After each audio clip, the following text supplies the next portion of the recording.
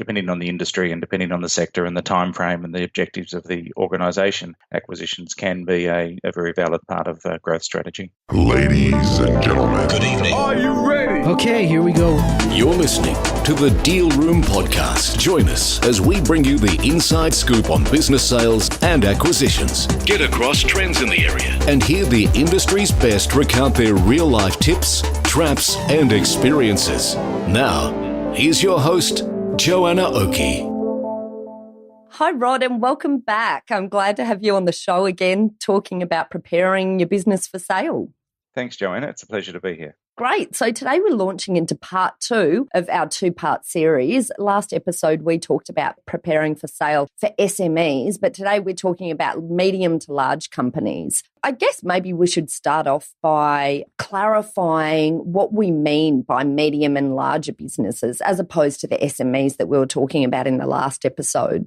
Yeah, I think it's important to look at the characteristics of different businesses as they change in size. And here we're talking about services businesses, and in the global scheme of large companies, they're not very large, but they're certainly got characteristics that are different from the SMEs we discussed previously. And so in this characteristic, I'm talking about organisations that probably have in Australian dollars profit above about $2 million profit before tax. And to be able to achieve that, a business needs to have characteristics related to sustainability and management capability and position in the marketplace and so on. And the companies that get a little bit bigger than that, sometimes beyond the sort of owner-dominant type business and are moving more towards the corporate characteristics that larger businesses have. So really looking at owner-dominant and corporate. And do you find that in this space, often you'll have a different type of buyer that's interested in these types of businesses versus the SMEs? Oh, certainly. Partly because the check that needs to be written is larger, and therefore there's a different type of buyer who can write a bigger check. But also the characteristics of what a person is looking, or what an organisation is looking to achieve by an acquisition changes when the company is larger. So I guess our SMEs quite often, you might have that range of potential buyers might be someone that is coming to purchase a business for them to run themselves as an individual or a group of individuals. But that's less likely the bigger the business gets, right? So our pool now is looking out to potentially larger purchases. Is that generally the experience you've had in this market? Yes, that's right. So it'd either be larger companies in the same industry, in the same geography. So, Australian companies buying larger Australian companies. But now the characteristics might be of the buyer that it might be an overseas company looking to expand to Australia, or it might be an investment-related entity such as private equity that's looking to get into a particular sector or a geography. Okay, all right. So tell us a bit then about the definitions that are relevant for our listeners to understand if they don't know their way around this M&A topic in this area. Yeah, so by compare and contrast, we talked about the SMEs, and quite often a small to medium company is run for the benefit of the owner in that it is gets the characteristics of a lifestyle organisation. And here we're talking about organisations that have moved beyond that, and the leadership of the organisation is looking to build the best business they can. They've got a strategy in place. They're looking to execute the strategy, and they start to take on characteristics that are less about the personality and the personal wishes of the shareholders and more about the entity, the business itself. And so the larger owner-dominant businesses and then the corporate businesses are characterised by, I suppose, being less personality-driven, but still is there, and more about, I suppose, what we expect of businesses, which is, board characteristics and strong management teams, sustainability of revenue, quality of strategy, quality of financial capacity and characteristics and so on. And those characteristics not only allow these organisations to be larger and to be more predictable in what they do, but it also has the impact of, because of that sustainability and that repeatability, then the valuations and the value of these businesses goes up as well. And I guess as well, to add to that, transition can be a bit easier when you're dealing with an organisation like this because, as you say, it's less dependent on the personalities of individuals who, might be the sellers, the owner sellers in the SME examples. Yeah, that's right. And so the transition is quite often that the management team don't change at all. They just have a new owner. And or if there are, one or two shareholders maybe leaving or people changing as part of an acquisition, but the bulk of the business and there are depths in the management team that are able to step up and take responsibility for the new owners and take the business forward. And that just comes with size, and it's just a characteristics of size. It's interesting that you noted before that the valuation formula increases somewhat for a larger organisation. So, I guess therein is even more incentive for SME owners to try and get their organisations to build them into a bigger beast if they're interested in the end value at sale. Yeah, and so quite often a lifestyle business is actually being run to make profits for that year, and so the owner can withdraw profits for that year and sort of creating wealth as you go. Whereas once you get into the larger businesses, they tend to be concentrating on equity value and rising equity value and looking to build a business that has the characteristics that are going to give them a greater equity value. There is a rule of thumb that is worth sort of putting out, and this comes from the private equity world, where if you look at the average of a particular sector in a country, so such as Australia, then the average value of that sector for the publicly listed companies, when you then look at the privately owned companies that have corporate characteristics but are not listed, they would be worth about 2/3 of what the publicly listed companies would be worth. And then the privately owned businesses, the sustainable privately owned businesses that are probably still owner dominant, they would be worth about 1/3 of what the publicly listed companies are worth. So there's some rules of thumb that do stand up over time and show that as the characteristics of an organisation change and size and the sustainability and the repeatability of the business change, then the valuation does actually rise. Yeah, interesting. Which obviously, I guess, is why some public listed entities, find it attractive to go on an acquisition path. Yeah, and look, depending on the industry and depending on the sector and the time frame and the objectives of the organisation, acquisitions can be a very valid part of growth strategy. Which I'm pleased about, given that's the business we're in. Great. Okay. So I can't remember. Have we provided the definitions of? Have we talked about working capital yet? Have we gone there? let me just talk a little bit about some definitions first, and then I'll come forward. So one of the things we talk about with businesses that are owner dominant and then moving towards having corporate characteristics is, and I've mentioned sustainability, but it's sustainability of everything in the business. It's not just sustainability of earnings, but it's the sustainability of the management team and the sustainability of the internal processes and the strategy planning and the ability to handle disruptions and changes. So if a person leaves or a client is lost or an economic condition happens, it's how an organisation is structured and able to handle that so that they can continue on and be a thriving entity. And as a company gets more towards the corporate characteristics that we describe, it includes things that would make the business able to be a listed entity, a publicly listed entity, if it so wished. So that might mean that moving towards an external board, having audited accounts, having professional management at the top level, rather than maybe people just out of the industry who've grown up into the jobs. And so all of those characteristics become important and are looked for by somebody coming to do an acquisition. If I could just talk about the other thing that moves along there in terms of the definitions is that if an organisation is coming along to look at an organisation, if it's a larger entity and it's going to live up to its expectation of being a more corporate entity, then that business should be ready for sale. So when, they should always be available to have the conversation about an equity transaction. Whereas I don't actually recommend that for lifestyle companies because I think it's distracting. But once it's a larger company, it is a sign of the capacity and readiness of the organisation to handle unforeseen circumstances. And so being always ready for sale has a whole bunch of characteristics, but it's mostly being totally on top of your business from a financial and management and position in the marketplace and so on. And legal perspective, I guess we'd say as well. Absolutely. So almost having done a mini due diligence constantly. And so, all of the legal compliance not only in place, but you can prove that it's in place. Absolutely. Okay, great. All right. Well, look, let's work in then to what our top 5 things are in getting a business ready for sale. Certainly. I still include the personal plans of the shareholders need to be taken into consideration. And that doesn't apply to all companies in this sector, but many of the larger businesses in Australia are still privately owned and the founders are still actively involved in those businesses.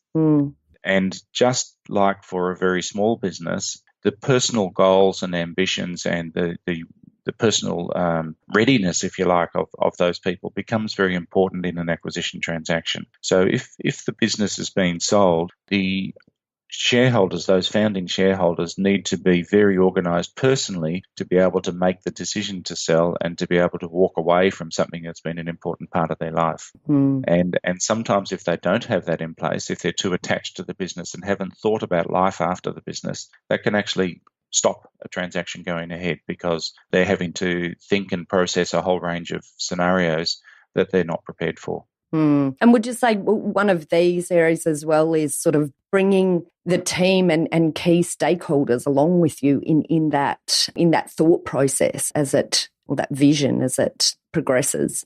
Yeah, and look, and I do think that's probably the second characteristic, is that the thing that an organisation can do to get ready is to have it as an active, an open topic of conversation, that the management team have a shared vision and the scenarios for the future are talked about, and the impact of those scenarios on the management team as a whole and on the individuals is talked about and known, and so that there's no surprise when that becomes a real life situation and those discussions are happening. The management team and the board do need to be very prepared and very organised and not have any sort of unspoken secrets, if you like, because it will show through. All of those things become very visible and very public during an acquisition process, and you need to have covered them off beforehand.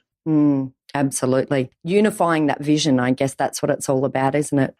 Yeah, it is. And look, I think it's important there's the old story out of the management books about getting the right people on the bus and then making sure that those people still want to be on the bus for the journey. And that is so true because, I think that an M&A process is one of the more emotional business situations you can be in. Yeah. And there is nowhere to hide, and differences and, a lack of unity will show up very quickly. And, it's interesting. I mean, obviously in some of these sale environments, there might be key personnel that are part of the management team that will be required to continue on with the business as part of a buy-in. So it's really important, if that is going to underpin part of the value of your sale, that you tick those areas off early on, because quite often, even in the larger organisations, I find management teams are still connected in a personality sense sometimes with the underlying beneficial owners of an organisation. So it's important to introduce these concepts early enough for people to settle into them, from my perspective. Yeah, no, that's true. And look, especially since we're concentrating on services businesses here, it's not unemotional, and there are teams of people, and there's the organisational staff who need to be motivated and kept aligned with the goals of the organisation. And so the management team becomes a critical part of any acquisition transaction.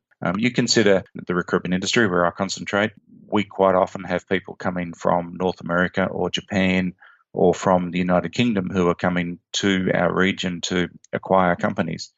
And they need a stable and continuing management team, or they, in their own hearts, can't make a decision to acquire a company because it's just too far from their home base. Yeah. You can't jump on a plane from London and be here to solve a staffing issue. Yeah. You've got to have a stable local team. Yeah. And if the management team is not prepared for that, then that will reflect in either no transaction or a reduced price on the transaction. Yeah. Great. Okay. All right. So then what's our third top tip in getting ready for sale? We haven't talked about deal structures for larger companies. So in the previous podcast, we talked about how a multiple of profit and an earn-out and the discussions on working capital and so on. And all of those things still apply, but they're probably a little more rigorous and a little more defined probably less creativity in the way deal structures are done with larger companies. So if you can imagine buying a listed company, you can buy a listed company by effectively writing a check and the company is yours. There is no discussion of earnout. There's no discussion of working capital and all those things because that's taken into account for what the value of the company is. It's a little more creative for privately owned companies where it's still a multiple of profit, but it's assumed that the working capital will be included, or the minimum working capital requirements. It's a very clear definition, not on actually normalised profit before tax, but on EBITDA, because you're expected to have much more sophisticated accounting, and therefore that is easily to be defined. And there is probably less emphasis on the deal structure, where there may still be an earnout and there may still be some payments in the future based on performance, but they'll be probably less creative and more structured. And to be able to achieve that, a company needs to constantly be ready in terms of its financials. We are still surprised at how, as companies grow, they don't necessarily increase the sophistication of the financial function within the organisation. Smaller companies worry about the profit and loss statement and pay attention to the cash flow. When you get to be a larger company, the balance sheet becomes even more important, and having the very detailed and structured and predictive profit and loss balance sheet and cash flow becomes an important characteristic of showing how prepared you are and how sophisticated you are as an organisation. And many organisations in Australia fall over on that. So the third tip is to have not only clean financials, but appropriately sophisticated financials and great governance around that, so that how your financials are prepared, the quality of them, the payments you make, the compliance you have within your financial requirements are all very clearly identified and able to be proven. Great. All right, wonderful. And then what's the fourth area we should be looking here and getting ready for a sale? Well, I want to talk about how an organisation can't be insular when it gets large. We quite often see with small to medium businesses that it is okay for the owner to basically shut themselves off from their industry and just run their business. If you want to be seen as a player in the market and as a contributor in the market and having a position in the marketplace, then as a larger company, you can't do that. The old Enron story about the smartest guys aren't in the room, I think, applies here. So even the management team, the board, they constantly need to be having external people looking at their business so that they are realistic about their performance, they're realistic about their position in the market, and they're realistic about their buyer audience. They know what type of company might come and look at them and what that company might be looking for.